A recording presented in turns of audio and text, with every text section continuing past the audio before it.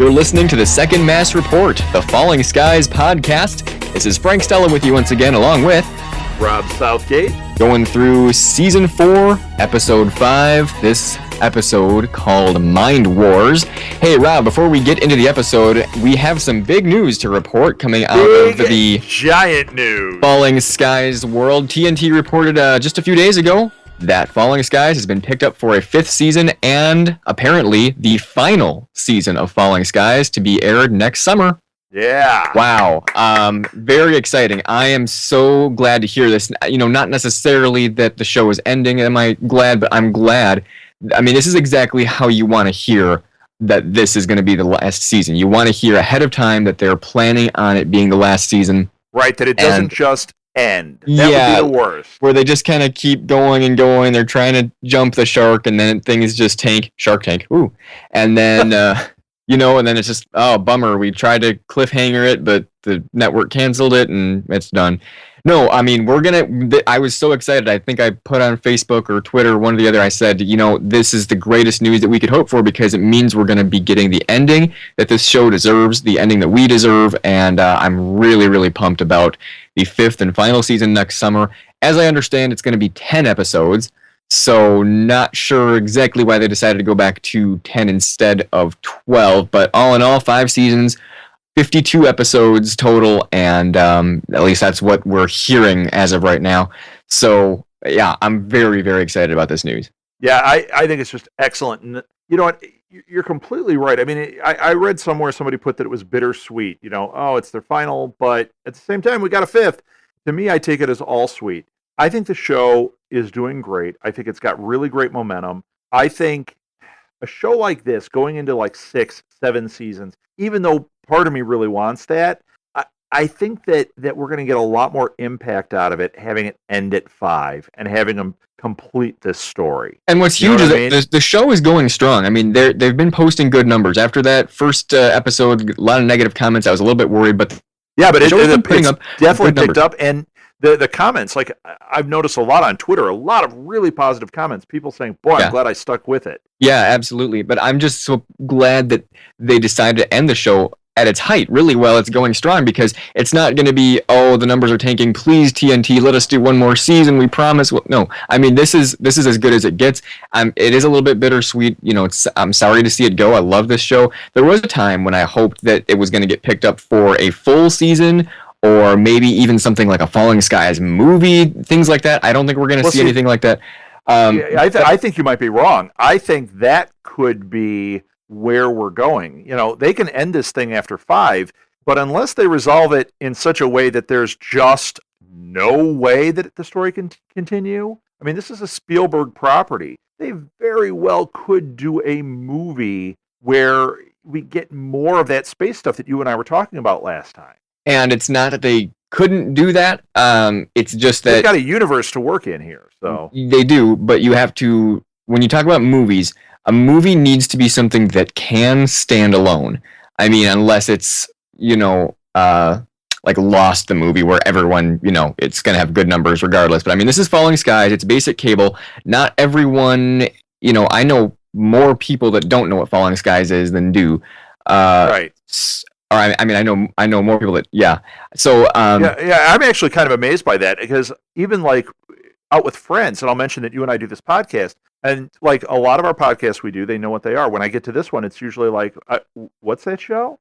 Yeah, I can't believe it. I mean, here we are in the 4th season. I think it does pretty well. It was totally on my radar. And so I think it might be hard. I'm really surprised. I think it might be hard to make a movie that can both tie the show and the hardcore fans like us in with someone who's just going, oh, there's a new like some kind of sci-fi movie coming out this summer, Falling Skies. The movie, I don't know what that is, but for it to be a successful movie, it would have to both encapsulate where we're coming from as hardcore fans who've been watching since season 1 and someone who's just coming into the movie going, I don't know anything about this. So I think it might be really difficult to do that. And we're just speculating, there's no talk about this actually happening. I'm just kind of throwing an idea out there. There was a time I wanted it to be a full season. But at this point, I'm just going, you know what? I think it works in the summer. I think maybe one of the reason the ratings are good in the summer is just because there's not much else going on. I mean, if you have, if you try and put up, Falling Skies on TNT up against all the shows on, CBS and, the major networks, I think you're going to have not as much rating success. So I really think this is probably the best way to do it. I agree.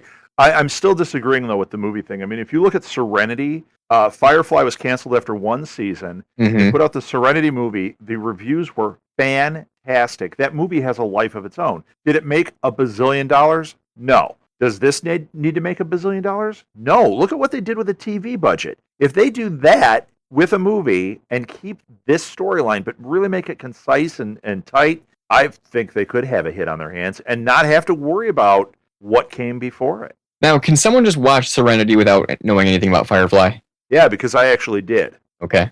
And so the first time I saw Serenity, actually I've only seen it once, and I watched it. This is gonna sound terrible. I was managing an electronics store, and we were always demoing stuff. And Serenity came in on HD DVD. It was when that was still a thing, mm-hmm. and I popped in, and I ended up sitting there and watching the whole movie, just sitting there at work watching it. Yeah, I wonder why they went out of business. And I totally knew what was going on. I really liked it. I mean, I thought it was pretty fantastic. Since then, I've gone back, and I actually, here's my embarrassment, my nerd embarrassment. I have not finished watching Firefly. I loved the first 5 episodes. And then I was watching it with my wife, Martha, and she did not love the first 5 episodes. She just kind of fell off, and we just stopped watching it. So I figure I'm going to go back and jam that one out by myself sometime. But I was able to watch Serenity and follow it and know what was going on, and really enjoyed it.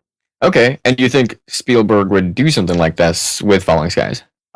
Why not? Why not? He's got a movie studio that he's putting stuff out there. He's got a property here that's a viable living property. It's a good sci-fi property. Plus, they've put all the time in making these really interesting aliens and things. Why not? Well, the thing about Firefly and Serenity is that show got canceled, and there was a lot of interest in the show, and I think that's where they went, we got to do something right by the fans, we have to do something right just by the show, whereas Falling Skies, they've got, 10 more episodes to play with and write in the ending we deserve.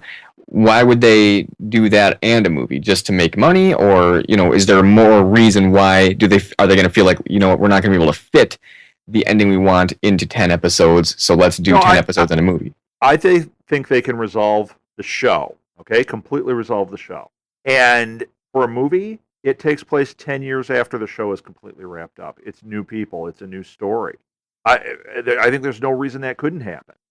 But you know what? I think we're speculating here. I think we should just be celebrating the fact that we have season 5 coming our way. Celebration and speculation tend to go hand in hand sometimes. And I'm just going to sit here and have my little nerd thoughts about, a movie, a series of movies, and then a crossover with Marvel. Wouldn't that be awesome? Oh, no. Yeah, and then Shrek shows up in it. Guardians of the Galaxy and Falling Skies. Yes! There's a raccoon running around. I am Groot. I am Cochise. Yes. Oh, no, please. That all sounds good to me. Well, so here we are talking about Mind Wars. Yes. This episode was definitely one that I sensed the old Falling Skies drama. There wasn't as much. There was a lot of like drama and just those dramatic moments in place. I thought of a lot of like action that we've been seeing this season. We got deep into Matt's character. We saw Weaver doing the dad thing again. And those 2 characters we met on the road, it was Cooper and something. Yeah, I didn't get the other guy's name. I just kept calling him Cooper and his brother. Oh, no, I did. It's Nick. Nick, okay. Nick and Cooper, because they were all excited. I'm Nick, he's Cooper. We're happy to meet the ghost. Boy, when he said that, I knew immediately something was wrong. I knew something was wrong when they were making fun of Mormons. Because, I mean, they're setting us up to go, oh, these guys are kind of D-bags. Yeah, right. Well, I knew as soon as they were excited to see the ghost, I thought, why do they know about the ghost? And I love that they didn't stretch that out, because pretty quickly, by the next commercial break, I think Tom said that, like, yeah, how do they know about the ghost? Something's not sitting right here. And Sure. Weaver's like, yeah, I don't think Well, so. it's funny because Tom just said like, "Hey, let's play it safe for tonight," and then like no sooner does he say that, and he starts accusing Nick of he said Lord moves in mysterious ways, or he said mysterious or suspicious, and I was like, right. Tom, I thought we were gonna play this safe. Um, guess, but I guess what happened was gonna happen regardless, and so now when they said that they killed Matt and Weaver, Tom knew right away that they were lying. I believe he did too. He said, you know where he knew it was when they said the sleeping bags, and he goes, "You said sleeping bags?" Yeah, and he's like, "Yeah," and then he covered it up. But I don't know why that indicated to him that unless maybe they don't normally sleep in sleeping bags. I don't know. Yeah, I don't know. I don't know if it was they didn't have sleeping bag. They didn't really make that clear. But whatever it was, the sleeping bag thing when it definitely was the tip off. Yeah, he goes, okay, I know you're lying, and that's when he starts marking his foot in the dirt to leave a trail. Yeah, that was fantastic too. As soon as he did that, my first thought was, as it usually is, oh, it's Walking Dead, because they showed that shot from behind. Then I was like, why is there somebody? We got a walker. Tom? We got a walker. Yeah, and then I'm like, oh, it's Tom, and he's leaving a trail. How awesome! And the whole time I was wrestling in my mind, going, does Tom have a plan of how he's going to escape, or is he just doing random things to just see what happens? Because he definitely had a plan. I don't think he did, because he was about to get shot. He was leaving a trail. Next thing you know, he's butt-heading the guy, and he's trying to get in so-and-so's head. He's saying all these things. I'm going, I think Tom is just spinning his wheels trying to get something to happen. And you notice like the look of hope he had on his face when they were arguing. He's like, okay, I'm just going to let this play out. And then when he said, but I still love you, he saw Tom's head just droop like, oh, yeah. Well, I want these guys to kill each other.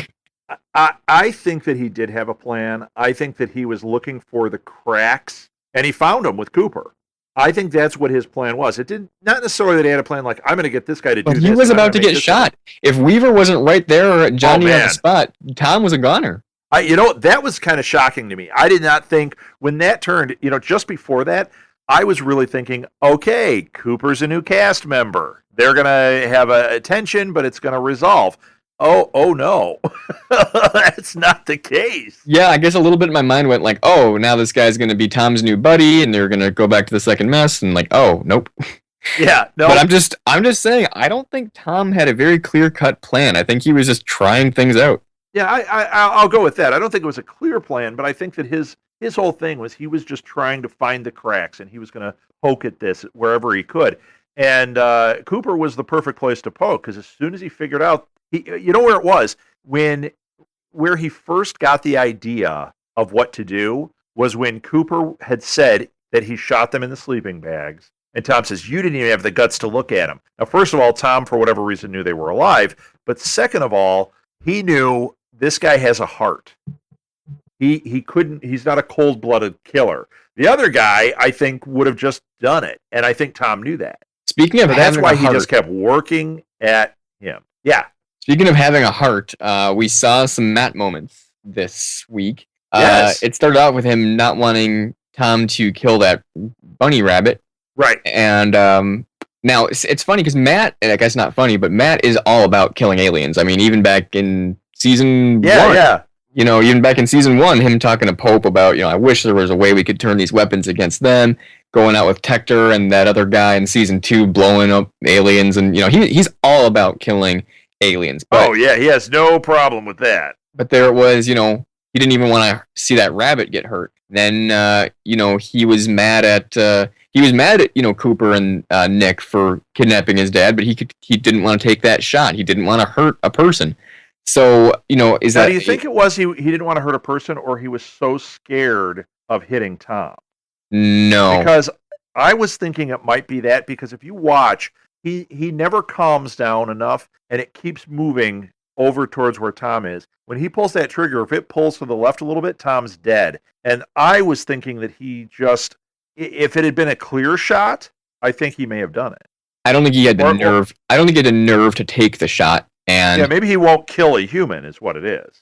Because that's when he handed the gun back to Weaver and said, sorry, Colonel, I just can't do this. It wasn't, I'm not feeling it. I'm jittery. Maybe you have a steadier hand. You do it. It was, I can't do this. and that was why he was kind of upset with himself. But I think he in one sense he kind of took the high road because and I'm going, okay, are we seeing maturity in Matt or immaturity? Are we seeing are we seeing a sense of responsibility, or are we seeing childishness that doesn't want to stand up to the plate? It's kind of like a weird mix of both. What do you make of that? Well, you know what? He's a kid. Even though we've seen him step up and do these things, he's still a kid. And I think that's what we saw come through was no matter what, he's still a kid. It's just like, once again, to equate it to Walking Dead.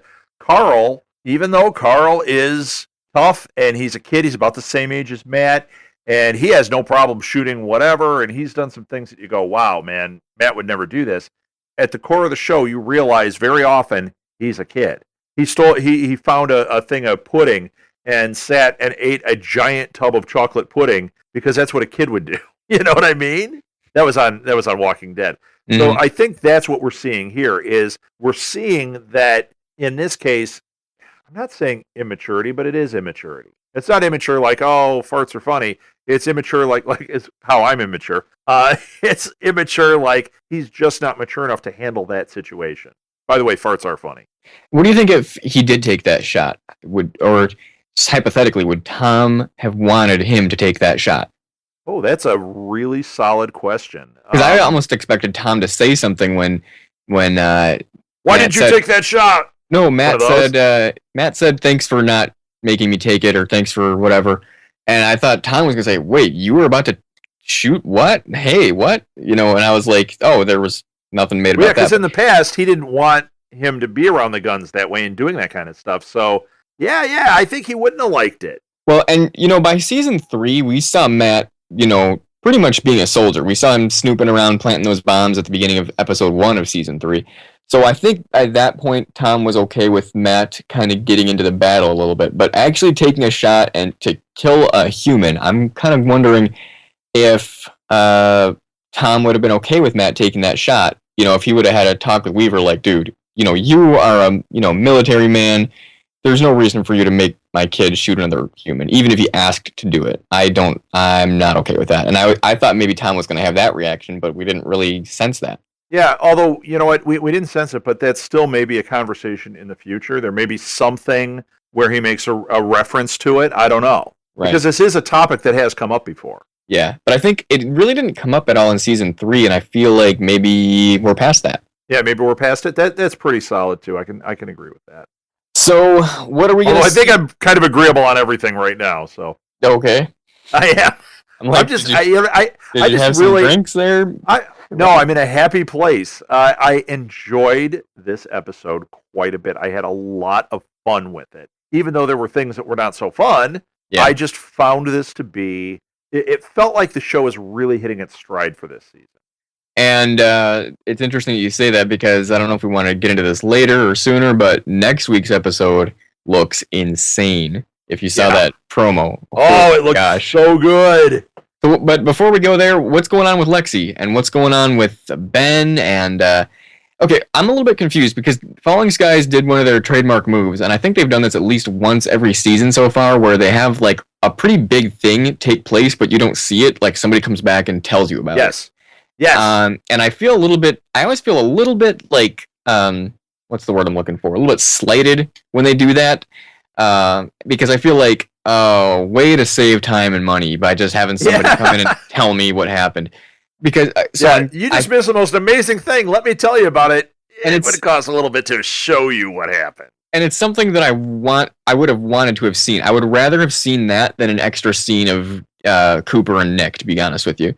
So, but I guess what happened was Lexi did something that freed the alien and knocked out Anthony. Well, here's why I think we didn't see it. I think it was all done mentally. And I don't know how they show that without it looking weird or cheesy. Like, does Anthony... We've seen some weird things on this show, especially last week with that Skype session in hell. I mean, I would think would it be hard for people to reconcile? Like, let's say she took control of Anthony and mind control of Anthony. Anthony goes over and he releases Ishveni and the Ishveni knocks him out. Okay, I can buy that. But watching it, especially if you don't quite understand that, it might look like Anthony had turned on them or was supporting the Ishveni, and I don't think they want to have that thought out there at this But point. Anthony They was played with knocked that out. last. He was knocked, but was he knocked out before or after the thing was let loose? Well, we don't know because they just came back and said the thing's Right. gone. What and I'm saying is, Anthony's knocked out. if you had seen it, that may have put a question mark on him. I don't know. I'm just trying to. I think they were saving time and money. Let's go with that. Would have been better off to show something, versus this somebody runs back and says, "Oh, here's what you just missed." It's like a really big thing. I don't know. It annoys me a little bit when Falling Skies does this. It's, I think, probably at least the third or fourth time they've done this. So, but yeah, there you have it. But so I guess where we're left is this Ishveni that they had. I guess Geminis, I think was his name, is now back out on the loose. And last thing Lexi said to Anne was, "You're my mother, but he's my daddy-o." So. Okay, I got a question. Let's get into this a little bit. So, first of all, they were kind of implying that this Ishveni is different than the other overlords, and that he maybe is not such a bad guy. But let's go back in time. Wasn't he like holding Anne prisoner and forcing her to have his baby?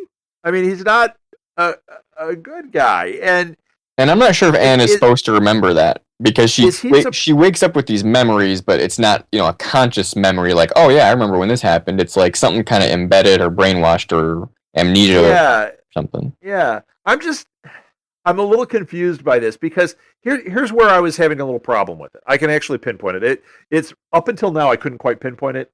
It was bothering me though. It was a little too reminiscent of when when we had the Skittles, the ones that were like with the red face and they came in rainbow colors. Skittles. The Skittles. When that happened, we were kind of surprised. All of a sudden, these guys are our friends. And we're going, wait a minute, they were just the enemy. And okay, that was a cool twist. But if this is the same thing, I really don't buy that an Ishveni is going to be buddies with the human. It's not the same thing, and we know that because we were in on that Skype session in hell. Right. And we know that, and I would have guessed that anyway. Yeah, but is he turning on them in that Skype session? Like, because of that Skype session, is he turning on his own kind? No, I don't think so. Okay. Unless we're seeing him lying to his Ishveni buddy and telling the truth to the humans, but I don't see that. Especially, I wasn't there when Ben last week said, "Don't listen to him, he's lying." I could feel him lying. Yeah, right. I'm with Ben there. I'm with Ben 100%. I am too. That's why I'm saying it doesn't ring true. Something's not ringing true for me here, and I'm just having trouble with it. And I think that it was because of that whole thing with the red-faced skitters, the rebel skitters, that I'm thinking about that, like I'm equating it. But I there's no way he's turning on his people, and if he is, that's really a punk move here, and I don't buy it. No, he's not. There's no way that's happening. All right. Thanks for putting me at ease, Frank. At ease, soldier. But what is going to happen next? Because, where does this put Anne? I'll tell you what's going to happen is they're going to all converge on Lexi's Chinatown. You're going to have Hal and the Pope and the group meet up. And how cool was that grid that they hacked into? Yeah, that was cool. You know what? Now they have Google Earth to find Skitters and Ishveni. That was cool. That was really slick. Probably one of my favorite lines of the episode was when Hal goes, "So we're gonna share me your plan? You're gonna stare at me all night?" And Bohm goes, "That would be a highly inefficient use of our time. And by morning, we would be completely exhausted." And just like, and Hal's like, "Are you kidding? Are you kidding me, dude?" Yeah. At that point, I actually tweeted out, I think sarcasm's lost on the Volm. I just think that's not really their language. Yeah, I put on Facebook something like, apparently the Volm are only interested in completely efficient uses of their time. So right. That was a great moment. But so what I think is going to happen, what we're going to see next episode, I'm betting, is everyone's going to meet up in Chinatown. I think you're going to have Tom, Weaver, and Matt meet up with Hal and Pope and the rest of those guys. They're going to meet up in Chinatown with Anne, Lexi, knocked out Anthony. They're going to have a little catching up to do. We did see Dr. Kadar in this episode. Haven't seen him in a couple of weeks, so I was glad to see him. I was really happy to see him in this. He was freaked out when he saw her temperature. Yeah. And well, wouldn't you be? I mean, my gosh. Yeah, that was. It was like what'd they say? 140? I thought he said 108 or 118 or something. 118 or it was something with an 8. Yeah, it was something. But he see, and like I think at this point I'm done being shocked by anything Lexi related, because I feel like we still don't even know half of what she can do. Or even like what she is or what her body can withstand. I mean, we already know she's not a normal human. We already know she's a hybrid. So at this point, her having a high fever doesn't really surprise me. It doesn't make me go, oh, this can't be. If I'm Dr. Kadar, I'm going, well, this is new, but what else is new? Yeah, but does he doesn't know that she's a halvesy or whatever you want to call her. Yeah, he does, because he was the one that looked at her DNA and said she's part alien, part human. Oh, that's He's the one right. that originally first said that. He said that since season 3. Yeah, I forgot that. So he shouldn't have been shocked. He should have just maybe found it interesting. Right, that's what I'm thinking. I'm like, okay, are you? This is hardly shocking after you saw that blood on the wall the other week. After we've seen her, turn into Gandalf and the wind blowing and the lightning coming down and everything. A high fever to me, I'm like, oh, okay, whatever. I mean, she's not human or not completely human, so what's the big deal? But anyway, so what do you think Tom's reaction to this is going to be? I think he's going to want to naturally be the leader. He tends to kind of step up in those roles, but Lexi's kind of her own leader in her own space there. I wonder how he's going to react to the Maury Povich doing the DNA test and finding out he's not the dad. I want to see how he reacts to that. How about that? And and what do the rest of them do? Does like Ben, who's been saying it's my sister, is all of a sudden like, well, not really. I'm starting to wonder who actually is the father of conception here. I want to get into biology, because if it was Tom and Anne's baby, and then there was intervention by the s4e5, then it is still, which is what I'm betting. But they kind of indicated that wasn't the case. That it's the s4e5's baby. And he used Anne as a portal. A portal. What would you call her? You can tell it's getting late for me. A surrogate. Yeah. Yeah. So I think that was kind of what they were indicating, but I think it makes more sense if Lexi is the product of Anne and Tom with an intervention by s4e5. I think that makes more sense too. Yeah, I think that's what happened, because if you go back to the last episode in season 2, you see Karen look with a surprised look on her face, saying, "Tom, she's pregnant. Right. What are you gonna do about this?" And so that was when we found out that Anne was pregnant. Or no, we found out first. Her and Lourdes, I think, because she was getting like morning sickness, and then right. And Lourdes. But that was how that.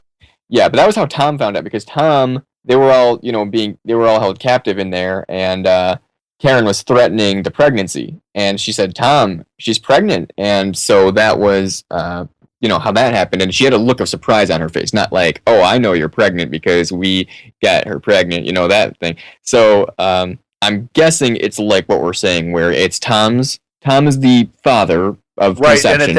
And that's what led to them having the intervention, where they realized, there was some kind of weird, we can do something here. There was some kind of weird unborn business going on.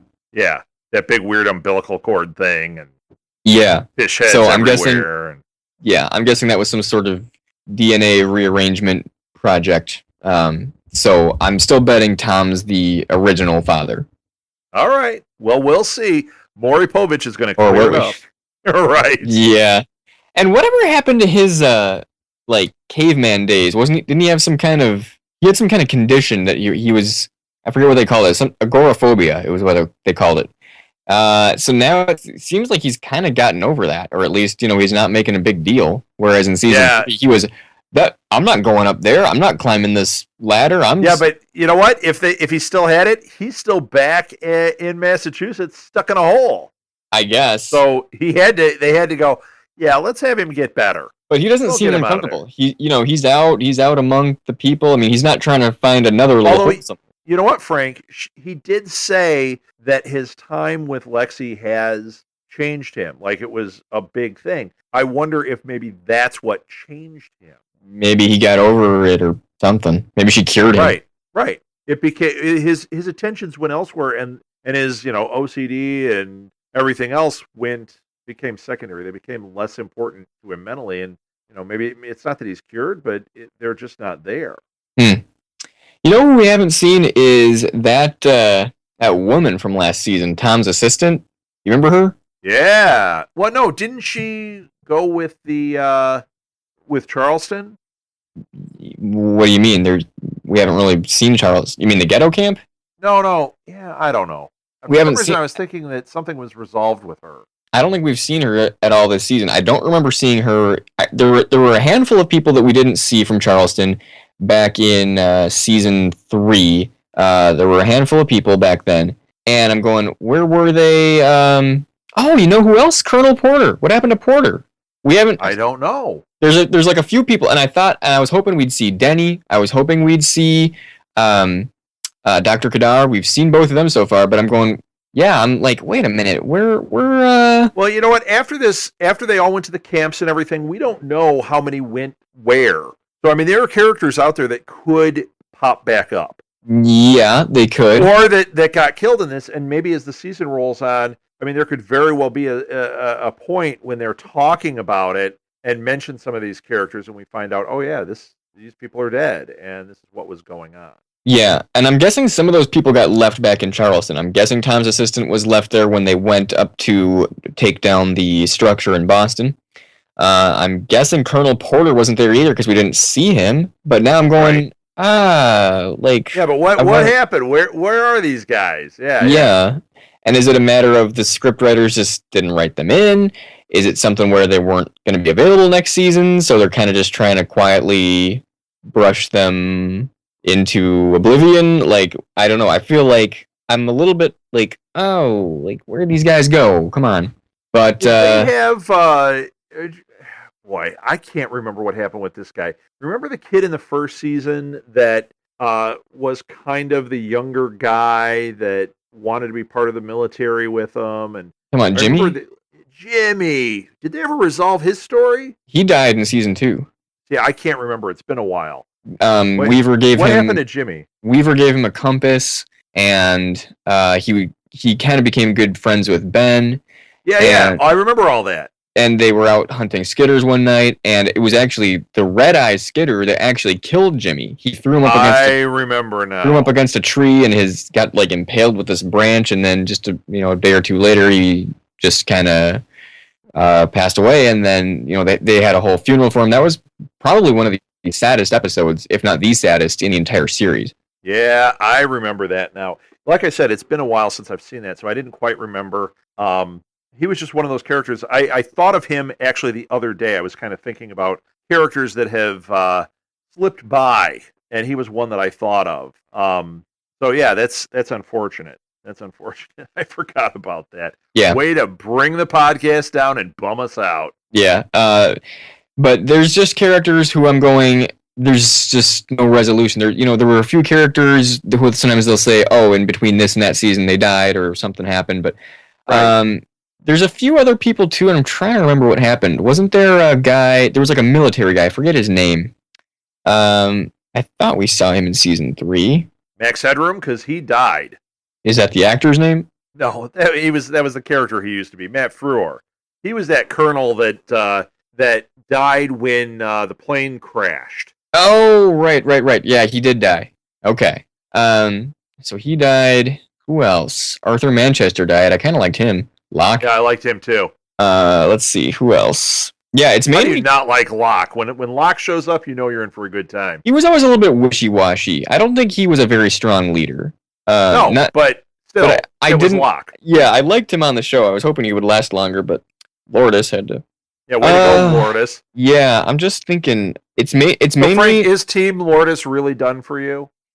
I'm not as into her as I used to be. I think I found her more attractive when and I'm guessing, she's just an actress, but I'm talking about her character in the show. Right. Right. She used to just be more, she used to be more human. She used to be more friendly. She used to be more, I don't know. She used to be she used to be more like agreeable. She had the whole faith thing going on in the first season, which was awesome. The second one, she had some relatable moments, I thought. And then in season 3, she was cool. She was kind of weird. Then we find out she's the mole, and now in this season, she's, become a complete Kool-Aid drinker. So, well, I was gonna say my impression of her now is she just kind of sucks. I'm so think, tired of Lourdes. I think there's gonna be a Lourdes episode when the walls kind of come down and everyone kind of comes to the realization that Lexi's being used, and without knowing it, she's been using everyone around her. And I really want to see where Lourdes is going to come out when that happens. I think that might be sooner than later, because next week looks like we're in for a bit of a time. Looks like a lot of interesting things going on next season. I think we're going to finally have that reunion, if not at the beginning of next episode, probably towards the end. I'm guessing that's what's going to be taking place really soon. So I really want to see where Lourdes kind of ends up when her perfect little world is burning down. Yeah, right. Well, I'm hoping we don't have a full Lourdes episode. I'm hoping that we just get some resolution to her story. Well, I mean that she's going to I'm a little tired of Lourdes. I mean that she's going to be a bigger part. She's going to play a bigger part than so far she has. She's kind of just been this, like, annoying person so far who's trying to just, like, she's just trying to protect Lexi, and she's been kind of bland so far, to be honest, and I think we are going to see her be a bigger player in upcoming episodes. Sure. All right. I can go with that. And I think she's going to stop being annoying. I think we're going to find her relatable again. Okay. I hope so. I would think they would have to, because I don't see them making her. I mean, in order to make her a bigger player, she's going to have to do and say more than she has been so far. So right. I think we're coming up on that. Okay. And what else do we want to talk about? Do we want to talk about Pope and his girl again? Oh, Sarah, yes. We were talking to some folks on Twitter. What were we talking about? There was Soap. I put out there that Soap was back because that's Sarah and Pope. Their name together is yes. Their celebrity name is Soap. And then another person tweeted that it is Sape. They thought that was actually better, but I'm still going Soap. So if you want to hashtag it, let us know what you think. Hashtag I choose Soap or hashtag Sape. No, hashtag better Sape than sorry. Oh man! I think my marketing campaign beat yours. That was a pretty sapey joke. It was. That's because I'm a Homo sapien. Oh, it's getting worse. It is getting worse. We had a tweet from Evan who said Maggie plus Ben equals men. Yes. Now I actually sorry, buddy, but I think mine was better. Baggy is what I put for that. Baggy. I'm going with baggy. What about many? Many's not bad. Men just seemed a little bit weird, like, ew. Yeah. Although I don't know if baggy's much better. It's either men or baggy. Choose wisely. I put out Tweever. I threw that one out there because Tom and Weaver had a good moment in there. Leave it to Tweever. No, but okay. No, we're talking about Ben and Maggie because last week I said I think we're going to see them getting together. Are you still a disbeliever? No, I'm not a disbeliever. I think that actually was solidified tonight because she was all moony-eyed. Oh, she was. Man. Yeah. And he's like, yeah, baby. Who needs Hal? Ooh. Yep. Yikes. That's what's up. Yeah. You know what? She touched his spikes. That right there. Ooh, she's a spike toucher. That's right. So I'm still Team Maggie. Woo, Team Maggie. Although I am totally Team Sarah right now. Give me Sarah and Pope. I love it. Whoever has less tattoos. That would be Sarah. Or Lourdes. Okay, you can be Team Lourdes. You and the one other person out there that likes Lourdes. No. I am Team Maggie and Team Sarah, depending on who's on screen. Okay, I still like Denny and Benny. That's nice and easy. Or Den. Oh, yeah, that's good. Den. Den. No, I thought what a great celebrity name. I thought they made a great pair, and then all of a sudden, season 4, and they don't even really talk anymore. Well, right. I guess they've been together for a couple episodes so far, but there was no like, hey, Denny, it didn't have that connection. It's been a few months. How you been? It was like, oh, we don't really talk anymore. It was weird.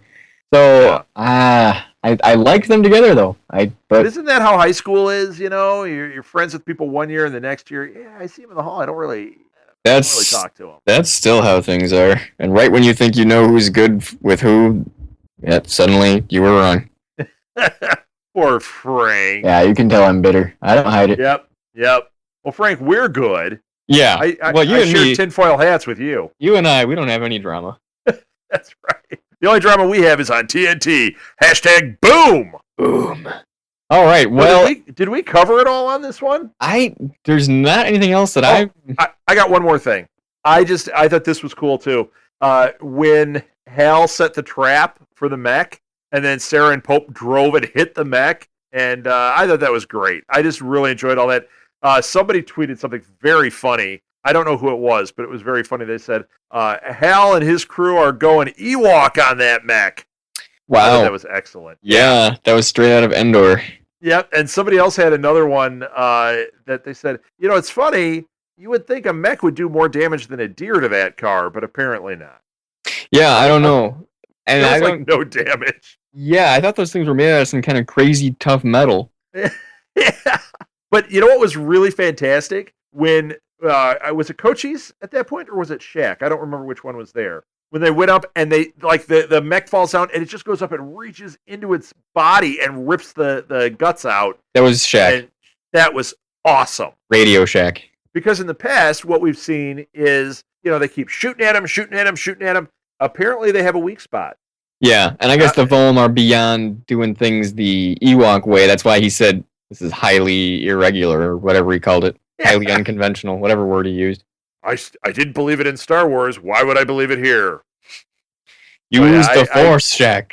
I quite enjoyed that. That was some cool stuff, and especially when he hacked into that grid. Radio Shack. We need to call him Radio Shack. Radio Shack. From now on, he's Radio Shack. Yeah. Well, I'm ready to get the Shack out of here. I thought that was really a good episode, and I am done. I just want to say one more thing. How crazy was that when apparently Ben was still being connected or controlled by by Genesis? Yes. Oh, when he was getting the bruises and stuff? Yeah. Oh, how scared would you be if suddenly, out of nowhere, you're getting hit by, invisible strangeness that's, smashing you in the face? Yep. That was really very cool. That was compelling and some great acting on Connor's part there, Connor Jessup, with the screaming going on. Very good. I do too. Actually, that brings up one last good point. I think that one thing that we really made a big point of last season when we were talking about Connor Jessup specifically, we were talking about how good he became as an actor. He really grew into the part and just really impressed us. Since season 2. Since season 2, yeah, absolutely. Season 1, he didn't have a lot to do. Season 2, he really came into his own. Season 3, excellent. Mm-hmm. This season, I'm not going to say he's not excellent. What I'm going to say is, I don't feel like he's given enough. And we're not seeing much. You're talking about not as an actor, but just the way they've written him. Right, the way they've written him. We're just not seeing him enough. And I think he is one of the more compelling stories here. Yeah. It's funny because apparently there's a story that he was just supposed to be just a body in that first pilot episode. He was supposed to just be walking in line, or they used him for that first pilot episode, and when they, when TNT actually bought the series, they were thinking about getting a different Ben or something, but then they decided to go with Connor, and I'm not sure if they thought, they were taking a chance on him or whatever, but I think they are definitely made the right decision. Yeah. Oh, I totally agree. Yeah. But I do think that this season he's been wasted a little bit, although we're not even halfway in the season. There's so much focus on Lexi, though. I mean, Lexi's really stealing the show with all her magic. Right. And we could get more focus on Ben, or maybe this is the season where it is focused on Lexi. And I still contend that I'm not sure Lexi's making it to the end of the season.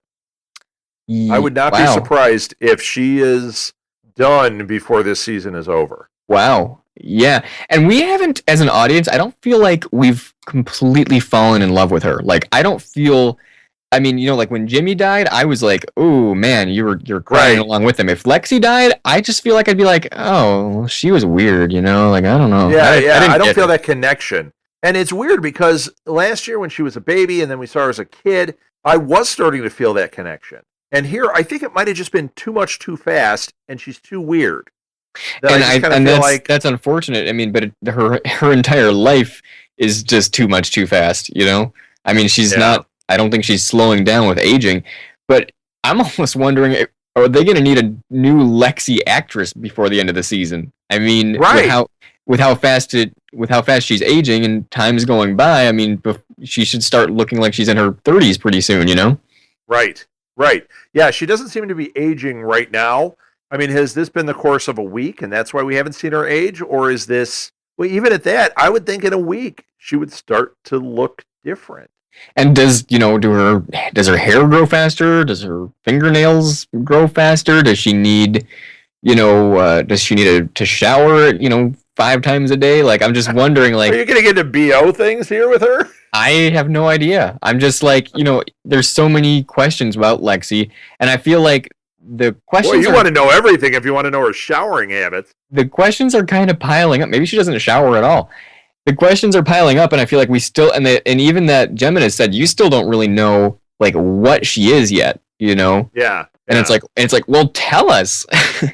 But and Yeah, we got to get some answers on Lexi pretty soon because the connection to her is just not really there. yeah, but speaking of connection, we saw Ben connected to Geminis there, and he looked like he was not feeling well. And Geminis had something like he's not able to withstand this connection is wearing on him or something like that. Yeah, And we've never seen that before. We've never seen Ben feel like, oh, this is really intimidating, or this is taxing. very taxing. Yeah, We've never seen that before. So I'm guessing Geminis.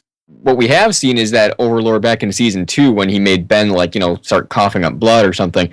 We have seen an Overlord be able to be more than just a connection, but actually influence that person's well-being. And so I'm wondering if that's what we were seeing there. And it didn't have to do with Ben not being able to withstand the connection, but it had to do with Geminis actually attacking him somehow. right. Doing that, sure. Yeah, I'm I don't wondering know. if but we didn't get any clues from Ben. Ben didn't say like, "Oh yeah, I was fine. He was just doing this to me." He didn't say anything at this time. So I guess it's just kind of speculation. Yeah, we don't know. Well, you know what? I just had another thought.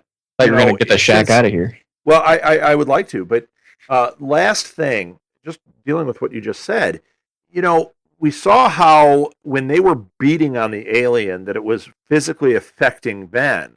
What if this alien is sick? What if the Ashveni are getting sick on our planet? And that's why it's making Ben sick when he has the connection. And that's why they're trying so hard to find some way of changing the DNA to keep them from getting sick. That seems far fetched.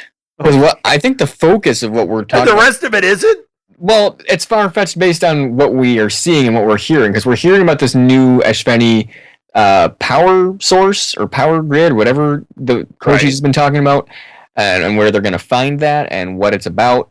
We have that one overlord back on that ship that Tom got up to, talking about a stronger common enemy.